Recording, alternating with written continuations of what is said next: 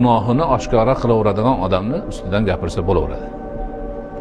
Payg'ambarimiz alayhisolatu vassalom aytdilarki, kullu ummati ma'afa illal mujahira. Mani ummatimni hammasi afu qilinadi inshaalloh dedi. Ummatimni hammasi afu qilinadi inshaalloh, illa mujohir afu bo'lmaydi dedilar. Mujohir kim deb so'rashdi odamlar. Mujohir dedi, kechasi bir ishni qiladi. Uni aybini Alloh taolo bekitib qo'yadi-yu, keyin kunduzi o'zi chiqib, men kechasi undoq qildim, bundoq qildim deb odamlarga maqtanadi. Ana shu mujohir dedilar. Demak, gunohni tap tortmasdan ochiq oshkora haholab, kulib, mana biz qilyapmiz deb qilganlar mujohir.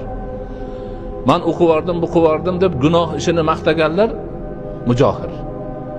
Ana Rasul akram alayhisolatu vassalomning ummatining ichidan bitta toifa afu qilinmasan ekan, shular qilinmas ekan. Ana shularni tiriklar gapirsa bo'lar ekan. Bu mana qo'rqmasdan, Xudodan qo'rqmasdan ochiqdan ochiq, o'zini qilgan gunohini maqtanib yuribdi, axloqsizligini maqtanib yuribdi, batarligini maqtanib yuribdi.